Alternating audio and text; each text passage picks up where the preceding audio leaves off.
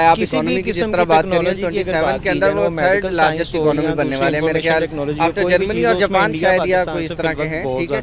तो अगर तीसरे नंबर पे आने वाले हैं 2027 में, तो जिस तरह का उनका टारगेट चल रहा है, जिस तरह के उनके मेमोरेंडम या मुआहदात चल रहे हैं दूसरे मुल्कों के साथ, हर एक के साथ वो पंगे लेके बैठे हो। ये बड़ी अच्छी बात कही आप। India is the pharmacy of the world. India is the IT hub. India has a Silicon Valley of its own. India, fifth largest economy. India has become the third greatest automobile industry. India मतलब आप किस field में जा रहे हैं? इसरो, उनकी space organisation, it is actually contributing, it is actually collaborating with NASA.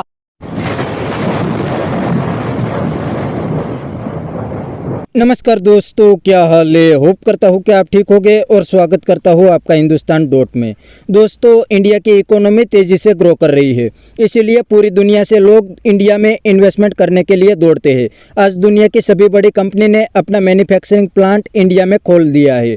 दोस्तों, इस बात से पाकिस्तानी बहुत परेशान है। पाकिस्तानी कहते हैं कि पाकिस्तान में कोई इन्वेस्टमेंट करने के लिए तो नहीं आता, लेकिन पाकिस्तान को अब कोई लोन भी नहीं देते। इवन इस्लामिक कंट्री भी इंडिया में इन्वेस्टमेंट करते हैं और पाकिस्तान को लोन भी नहीं देते। तो दोस्तों, वीडियो में आगे देखते हैं इस बात पे पाकिस्तानी पब्लिक के रिएक्शन। अगर आप नहीं हैं तो पहले चैनल को सब्सक्राइब कर लीजिए और वीडियो को अंत तक देखें। बात करते हैं भारत देश की। भाई, जहां कहीं हमें इंडियन प्राइम मिनिस्टर नजर आते हैं, वहां पर ट्रेड होते हुए दिखाई देती है, वहां पर मंसूबे बनते हुए दिखाई देते हैं, वहां पर डिप्लोमेसी बहुत अच्छी नजर आती है और वहां पर दोस्ताना ताल्लुकात बहुत ही ज़्यादा अच्छे नजर आते हैं। कभी चाइना के साथ ट्रेड करते हुए, कभी इटली के साथ, कभी फ्रांस के साथ कह लें कि ये हमें ट्रेड करते हुए दिखाई देते हैं। कभी चिली के प्राइम मिनिस्टर को अपने मुल्क में इनवाइट करते हुए दिखाई देते हैं। रिसेंटली बात करेंगे सऊदी अरेबिया की, कि सऊदी ने भाई इंडिया को इतनी बड़ी अपॉर्चुनिटी दी है कि 11 से 12 अरब डॉलर की जो ऑयल रिफाइनरी है वो इंडिया के अंदर लगेगी। आर्मेको उनकी एक कंपनी है, अगर हम उसका जिक्र करें तो 2018 में उन्होंने ये अपना कह लें कि किस्म का इनिशिएटिव नरेंद्र मोदी के सामने रखा, लेकिन वो रिजेक्ट हो गया। अब भी कुछ ऐसा ही लगता हुआ दिखाई दे रहा है सर, क्योंकि सऊदीया का कहना है कि 80% हमें दिया जाए और 20% आप लेंगे अगर आपके मुल्क में ऑयल रिफाइनरी लगाई जाती है। ज़्यादा बेनिफिट सऊदीया को होता हुआ दिखाई दे रहा है, तो नरेंद्र मोदी ने इस प्रस्ताव से इनकार कर दिया है और पाकिस्तान की तरफ कह लेंगे सऊदीया का झुकाव होता हुआ दिखाई दे रहा है। और सऊदीया ने खुले लफ्ज़ों में वार्निंग दिया है कि भाई अगर इंडिया इसको रिजेक्ट करता है तो हम पाकिस्तान में आर्मेको की जाकर कंपनी लगाएंगे।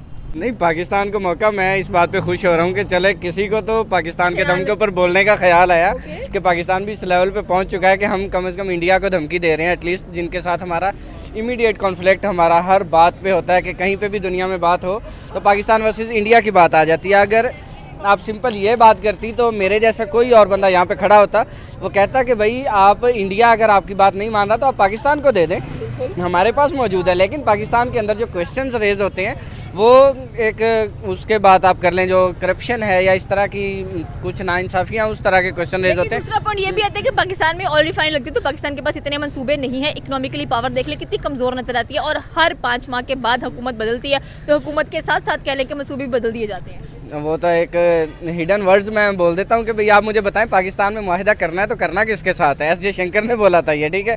और हमें अच्छी तरह याद है कि उसने कहा पाकिस्तान के साथ हम हालात ठीक करना चाहते हैं, लेकिन हम किसके साथ करें? आप मुझे बताएं कि बड़ों के साथ करें, छोटों के साथ करें या ज़्यादा छोटों के साथ करें, या जो हर 5वें महीने चेंज होते रहते हैं उनके साथ करें, ठीक है। जहाँ तक आपने बात की इंडिया की ऑयल रिफाइनरी की, देखें आर्मको जो कंपनी है वो सऊदी अरब की है, ठीक है। इन्वेस्टमेंट वो सारी अपनी पहले लगाएंगे, उसके बाद उनके साथ 80-20 का जो है वो मुआहिदा उनका तय पा रहा है। लेकिन इंडिया जैसी बड़ी इकोनॉमी जो है वो 20 पे क्यों मानेगी? और 20 के अंदर क्या है? मेरे ख्याल कोई 10 अरब डॉलर की इन्वेस्टमेंट है। 20% के ऊपर आपको सिर्फ 2 अरब डॉलर मिल रहा है, ठीक है। और आपकी जो अर्निंग होगी उसके ऊपर, उसकी बुनियाद के ऊपर इंडिया हाँ 80% है, 80% सऊदीया ले जाएगा। इंडिया या तो अपनी जो है वो लेबर कॉस्ट लेगा, उसके बाद जो आपको 20% इन बेनिफिट्स इन प्रॉफिट वो लेके जाएगा, ठीक है। तो इंडिया इस तरह का, मतलब मैं नहीं समझता कि उनकी जो आप देखें इकोनॉमी इतनी वीक है कि वो इस लेवल पे आएंगे और इतना छोटा सा मुनाफा वो देखेंगे। नो डाउट आप देखें एप्पल का स्टोर उनके पास, ठीक है।